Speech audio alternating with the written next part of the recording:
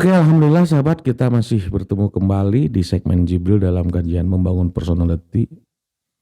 Sebuah kajian ya banyak yang bilang ini kajian yang berat. Tapi buat saya ini adalah kajian yang sangat nikmat.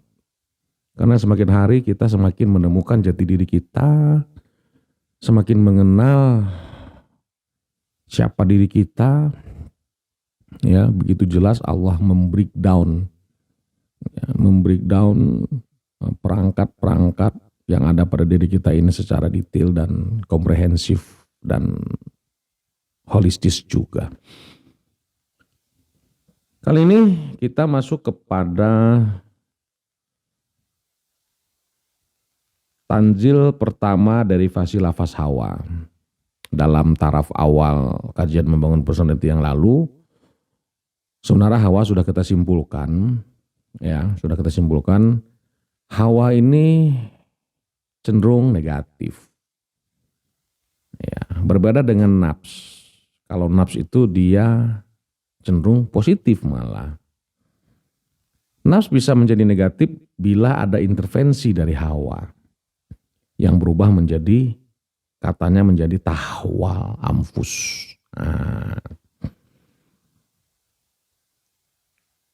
Nah, kali ini justru hanya ada satu-satunya kata Hawa, lafaz Hawa yang berkonotasi positif, yaitu di tanzil pertama ini. Dari seluruh dari fasih lafaz Hawa, cuma ada satu kata yang positif, yaitu di ayat ini, di surat An-Najm. Wah, tentu akan semakin asik ya. Ini sangat menarik tentunya. Kenapa hanya ada satu Hawa yang positif? Hawa siapa itu? Kalau kita lihat bacanya, ya, kalau kita lihat lafaznya, kalau kita baca ayatnya, nama suratnya An-Najm, artinya bintang. Ya. Kita baca ya. Bismillahirrahmanirrahim. Wan najmi idza hawa ma dhalla sahibukum wa ma ghawa wa ma yantiqu 'anil hawa in huwa illa wahyu yuha. Demi bintang. Di sini di terjemahan Departemen Agama Republik Indonesia diterjemahkan dengan terbenam. Ya. Wan najmi, ketika bintang itu terbenam. Benarkah bintang itu terbenam? Nah, kalau kita konfirmasi dengan fenomena alamiah, sebenarnya tidak ada yang terbenam ya. Makanya di sini hawanya akan kita aksen secara khusus definisinya.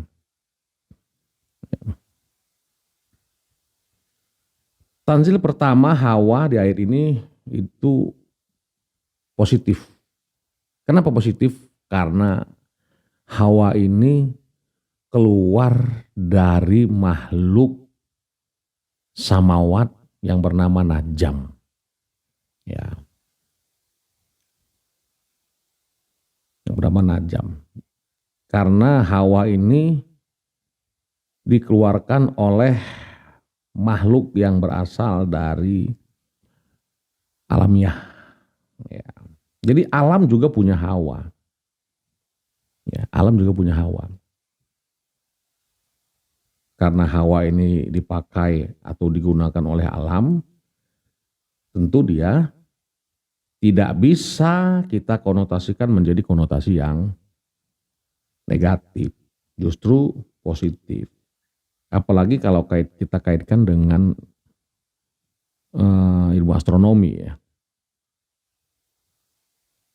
Ilmu astronomi. Jadi apa makna Hawa di sini? Ya.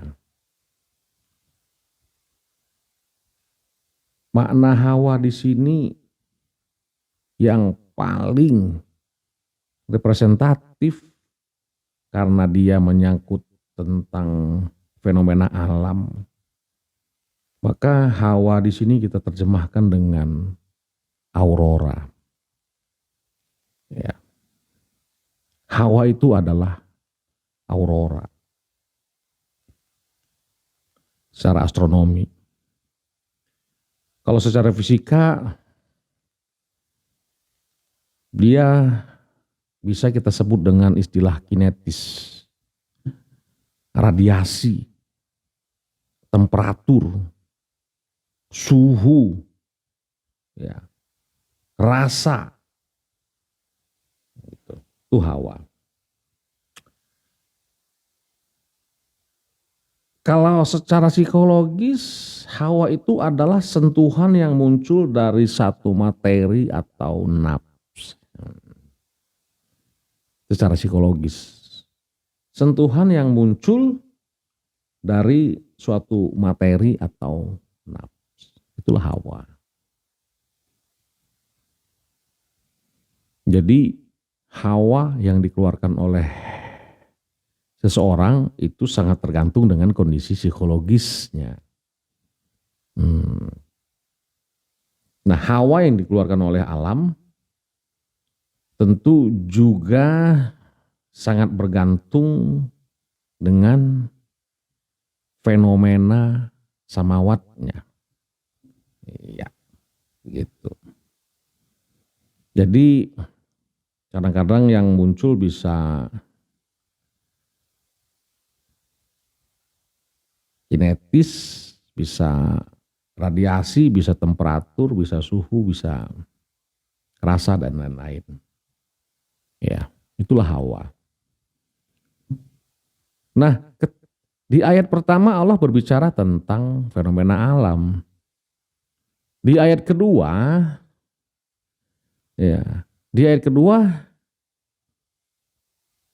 dia bercerita tentang fenomena kerasulan. Begitu. Jadi ada korelasinya antara fenomena alam dengan fenomena kerasulan. Ya, dikatakan madola sohibukum wa magoa. Sohib kalian itu, ya dalam hal ini adalah Rasulullah Muhammad SAW, Rasulnya pada saat itu kan tidak sesat dan tidak goa, tidak keliru. Jadi jika Muhammad ini diibaratkan sebagai an-najam, ya kadang-kadang cara Allah menyampaikan wahyu itu dengan cara beranalogi, begitu. Jadi seperti ada komparasi antara alam dengan dikomparasikan dengan Muhammad. Alam saja jika ia mengeluarkan hawa tidak membawa hal yang negatif.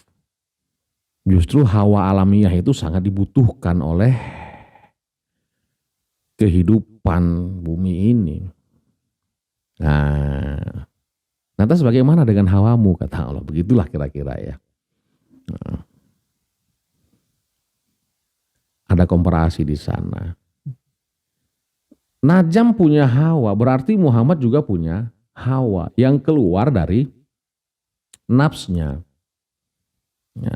Tapi madola, tapi tidak membingungkan, apalagi menyesatkan atau membelokkan. Nah, berarti Rasulullah Muhammad sudah memparalelisasikan dirinya dengan alam, mengeluarkan hawa yang memberikan dampak positif. Ya. Kenapa? Yang penting pada saat ya, pada saat engkau mengeluarkan diksi ya, wama yantiku anil hawa, pada saat engkau ingin menyampaikan ajaran, maka gunakanlah diksi-diksi ya yang bukan berasal dari hawamu. Nah, Jis, tolong minum, Jis. Ya. Diksi yang dikeluarkan itu tidak berangkat dari hawa. Tapi diksi yang dikeluarkan itu berangkat dari wahyu. Nah, gitu. Kalau yang disampaikan wahyu, akan sama hawanya dengan hawanya alam. Begitu. Makanya agar hawa Rasul saat itu sama dengan hawanya alam, dengan auroranya alam, maka dia menyampaikan ajaran itu sesuai dengan wahyu. Sebab wahyu yang memunculkan hawa, bukan hawa yang memunculkan wahyu. Maaf, saya agak batuk ya, minum dulu ya. Izin minum.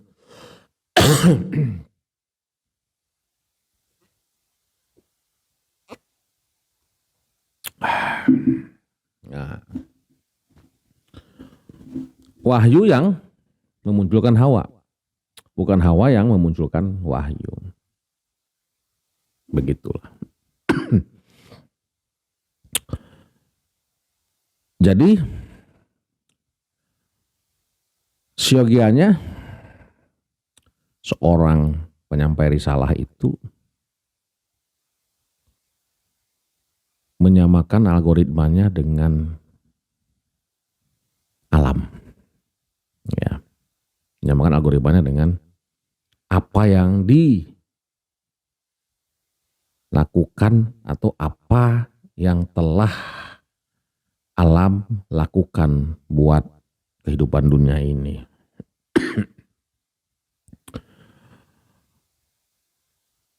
Muhammad sebagai seorang rasul harusnya bisa menjadi personifikasi dari sang alam itu sendiri yang senantiasa memberikan rahmah.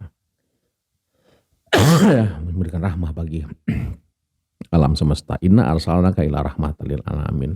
Seperti halnya alam ini yang selalu memberikan rahmah bagi kehidupan kita di semesta ini. Demikian, assalamualaikum warahmatullahi wabarakatuh.